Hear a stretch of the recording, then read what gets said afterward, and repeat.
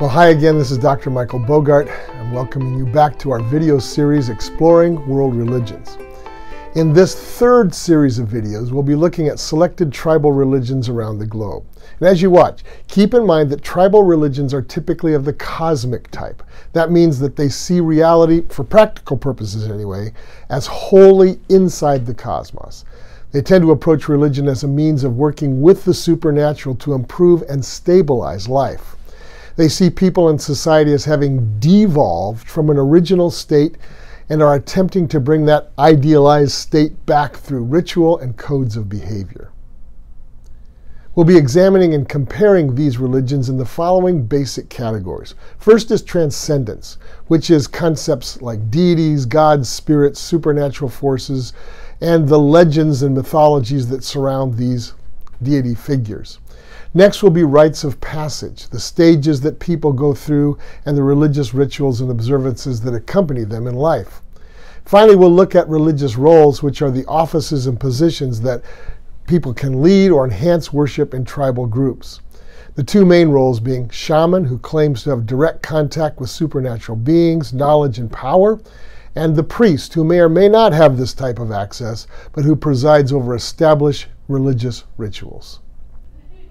So in our survey of world religion, we will simply look at a broad sampling from Africa, North America, and Australia. I understand that tribal groups vary widely within each of these regions, and I understand that I'm deliberately passing over tribal religions in other areas of the world. The subject of tribal religions can be a complete course in itself. However, I do think that looking at three regional groups like this can give an approximate idea of the tribal religions in general. So let's get started. So let's begin with Africa. Here I am talking about Sub-Saharan Africa, not North Africa, which is heavily Muslim. So let's look at the category of transcendence for African tribal religion. As to the gods, the spirits, African scholar E.B. Idowu describes the concept of deity as diffused monotheism, in which an over-god or supreme creator exists forever. He or she is pure and eternal, and people are children. But the Creator is displeased with His children and is not accessible to people. However, there are also multiple lesser gods who serve as intermediaries of the over-god and with whom people can deal directly. They're the focus of religious rites.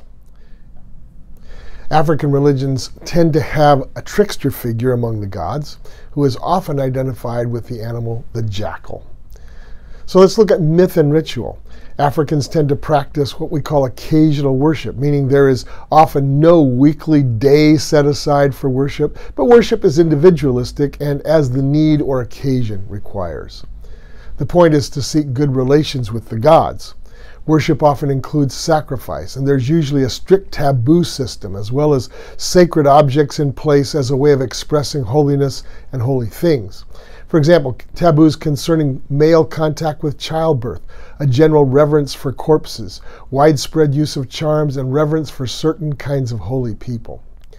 Now let's talk about rites of passage. Let's start with birth. Children are seen as a great good, and barrenness is seen as a curse, as it often is in tribal religions. The naming of a child is sacred, with the umbilical cord serving as a charm throughout life. Multiple births may be seen as ominous, like a hostile spirit seeking to take human form somehow. One or more of those multiple babies could be killed in some tribal situations. Then there's initiation to adulthood at puberty. Each of the genders is instructed as to their duties and roles of men or women within the tribal group, and that's accompanied usually by religious rituals. Marriage is seen as an expression of blessing by the gods, and sometimes polygamy is allowed in some African tribal situations. I personally witnessed a polygamous situation in one of my African trips, and it was really quite an experience.